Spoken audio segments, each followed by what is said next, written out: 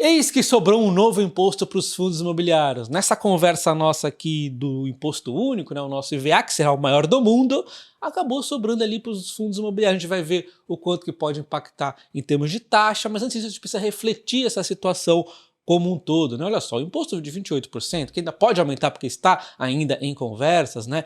28% seria maior do que todos os países que têm IVA, à frente de Hungria, Dinamarca, Noruega, Suécia, Finlândia, países com, assim, uma qualidade muito melhor pública, né?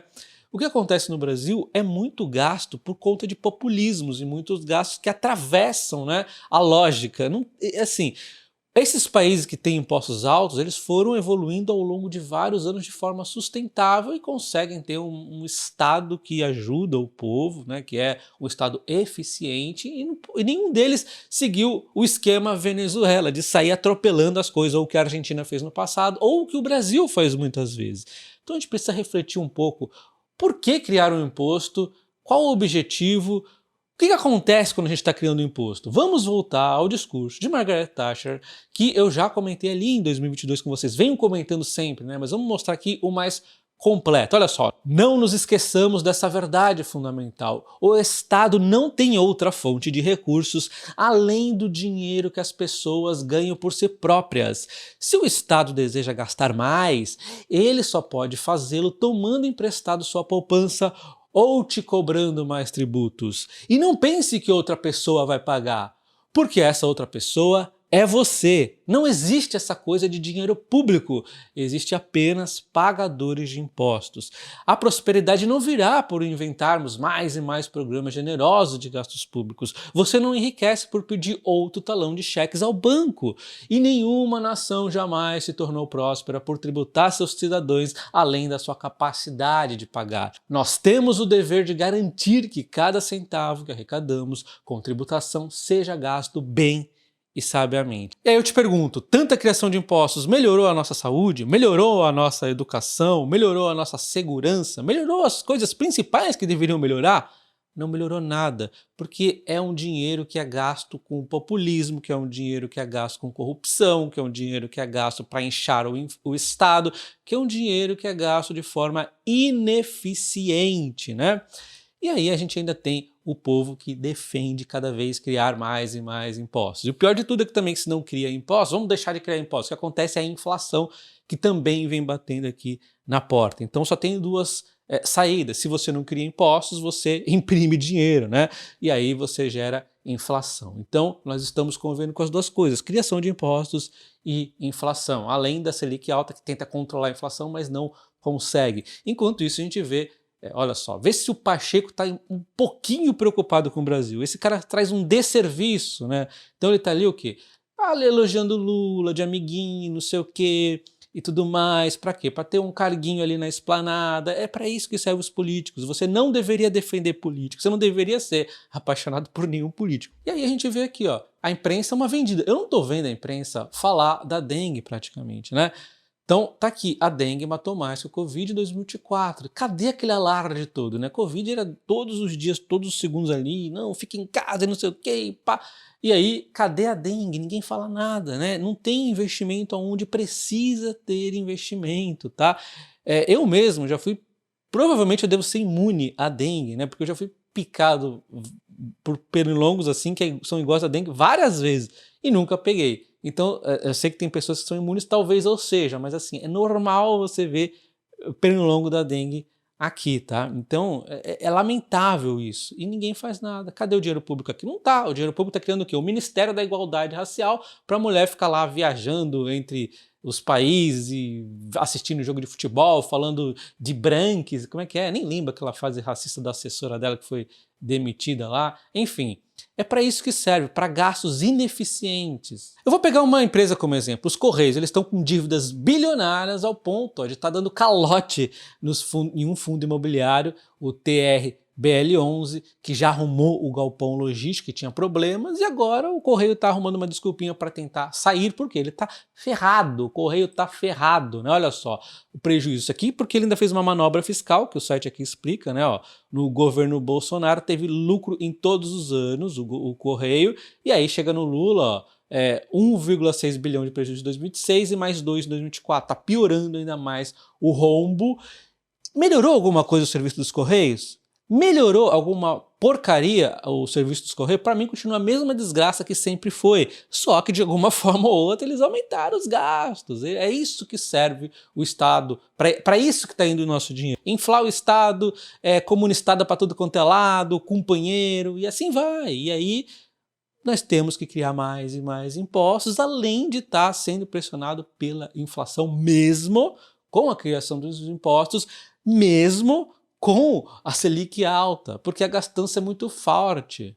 Mesmo depois de tudo isso que eu disse, pode ter certeza que vai ter gente aqui nos comentários defendendo a criação deste imposto, porque as pessoas ainda não entenderam aquele discurso da Margaret Thatcher, da Dama de Ferro, que não adianta pensar que outra pessoa vai pagar, porque quem vai pagar é você. Então, quando veio a taxação do offshore, você pensou, não, eles que vão pagar os ricos. Aí foi a taxação também para os investimentos no exterior. Então já não é rico, já é classe média, até média baixa ali investindo no exterior. Aí você fala, mesmo assim, eu não invisto, então é eles que vão pagar. Aí veio o quê? Da Shopee, imposto ali na Shopee, AliExpress, compras no exterior. Aí você pensa, eu não compro no exterior, não sei o que, não. Aí vem fundos imobiliários, e assim vai indo, não para de criação de impostos, porque não adianta pensar que outra pessoa vai pagar, porque quem vai pagar é você. Uma vez que você está pagando, você está gostando do retorno do que você está pagando cada vez mais? E eu não estou gostando nada, não está melhorando nada, porque o gasto é feito via populismo, gastos que são só para comprar votos, eles só querem se manter, se perpetuar lá no poder, né? E aí você vai e defende esses caras, é inacreditável. Bom, tributação nos fundos imobiliários e nos FIAGos. O jogo só acaba quando o juiz apita. Essa é a matéria aqui da Empíricos que está correta, né? Isso aqui ainda não está definido, né? A gente ainda está em conversas. Eles relembram aqui que no passado isso aqui já foi tentado colocar, e eles tiraram, e aí depois eles colocaram agora no fim ali, né, na quinta-feira, aos 45 do segundo tempo. O que aconteceu então foi um veto da isenção dos fundos imobiliários. Eles agora serão categorizados como prestadores de serviços e estarão sujeitos à cobrança do Imposto sobre Bens e Serviços, o IBS, e da Contribuição sobre Bens e Serviços, CBS. Portanto, a receita imobiliária dos fundos imobiliários seria impactada negativamente com a alíquota que vai ter uma estrutura de período de transição de 2006 até 2032. O Congresso ainda pode derrubar o veto presidencial por meio de votação em sessão conjunta na Câmara dos Deputados e do Senado. Mas aí você pensa, será? Não sei. Olha ali o Pachecão, ó, amiguinho do Lulis, né? Então assim, depende dos deputados, depende do Senado, é complicado. O fato é que isso vai diminuir a receita dos fundos imobiliários com sequência, né? Vai receber menos dividendos, porque o dinheiro não dá em árvore, né? Se você está aqui e ainda acha que o dinheiro vai vindo além, pelo amor, né? Então, assim, tem um novo imposto, diminui o dinheiro de algum lugar, né? A não ser que os fundos imobiliários também possam ter autorização de imprimir dinheiro, aí a inflação todo mundo paga ali, né? Mas também não seria nada bom a inflação, né? Mas enfim. Então, qual seria o impacto aqui nos fundos imobiliários? Eles ainda estão aqui sendo analisados, né? Mas a Empíricos fez aqui um levantamento de como seria nos fundos de tijolo, porque pode ter diferenciação aqui entre os dois, tá? Nos fundos de tijolo, a remuneração da locação do setor imobiliário, por exemplo, o projeto de lei prevê um redutor de 70% na alíquota dos impostos. Ademais, os contribuintes poderão utilizar os valores pagos para compensar outros impostos envolvidos na operação. Neste contexto, o impacto da receita dos fundos imobiliários poderia alcançar um percentual próximo de 10%, mas é possível que seja repassado aos inquilinos gradualmente, a depender do setor. Eu tenho um pouco de dúvida, né? Como é que eles repassariam isso se tem pessoas alugando imóveis fora dos fundos imobiliários, né? Não é somente via fundos imobiliários que tem aluguel. Então a concorrência talvez não possibilite essa repassada. É a minha opinião aqui, né? Mas enfim, de qualquer forma, 10% de redução nos dividendos, é isso que você poderia esperar, segundo aqui os cálculos, né, deles. E aí, por fim, então, essa discussão ainda estaria uma eventual bitributação dos valores pagos pelos fundos e pelas gestoras, poderia ter mais conversação ali, né? E é importante lembrar que os rendimentos dos fundos imobiliários permanecem isentos de imposto de renda. Então não seria um imposto ali para a pessoa física, seria um imposto para a pessoa jurídica. A Esbanja, né, falou, não, é imposto para as empresas. Não adianta, cara, é imposto para as empresas, elas recebem menos e te pagam menos dividendos, né? Então é a mesma coisa, não é... Aliás, é pior ainda, porque eles podem taxar de repente as empresas e inventar uma história para taxar também os dividendos, aí é dupla taxação, né? Mas assim que funciona no Brasil, né? E novamente eu alerto você, não se engane com aquela história de são eles que vão pagar, são os investidores dos fundos imobiliários. Meu amigo, apenas nesse imposto já tem aqui uma repercussão em toda a cadeia. Então, olha só, a gente vê aqui numa matéria do agro, o pessoal já está preocupado com isso, porque a taxação dos fiagros vai aumentar o custo de captação de empréstimos do setor agro. Então, para o agro fica mais caro. E quem é que vai pagar isso? Você acha que vai ser... O que eles vão fazer? De novo, né? Você vai pagar isso, é óbvio, eles vão repassar isso aqui, óbvio, né? Então a mesma coisa também no setor imobiliário, tem um impacto que é repassado. Então a gente rodou e ficou o vídeo inteiro diante daquele discurso da Margaret Thatcher, né?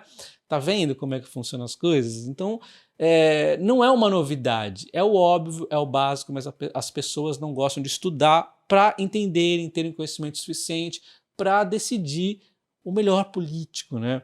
Na verdade, a gente tinha que fazer uma enxugada e eliminar tudo, porque todos são propostas ruins. Então a gente fica aqui caçando o menos pior, né? Essa palavra deveria ser oficializada no Brasil, né? Menos pior. Então a gente escolhe o menos pior ali para se tornar o nosso presidente, nosso governador e tudo mais, mas a verdade é que todos têm algum grau de populismo. E aí você entendendo como é que funciona a economia, você sabe detectar qual que é o pior.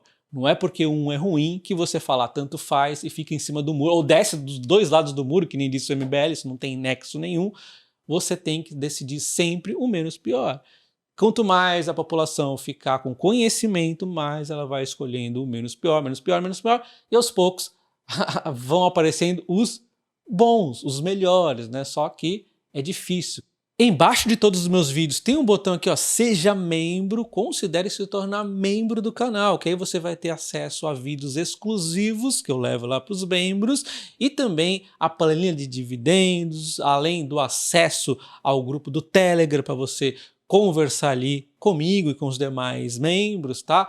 O vídeo que eu postei hoje, por exemplo, foi da Unifique, que não tem como eu trazer aqui no canal, porque eu não sei que raios acontece quando eu trago empresas menores, elas são mal visualizadas, né? E aí o pessoal nunca lembra, né, que eu falei aqui de Aura Minerals, eu falei de Vistra Energia, eu falei de Enalta, eu falei de um monte de empresas que dispararam aqui de porrada. Então se torne membro do canal, um abraço e até o próximo vídeo, valeu!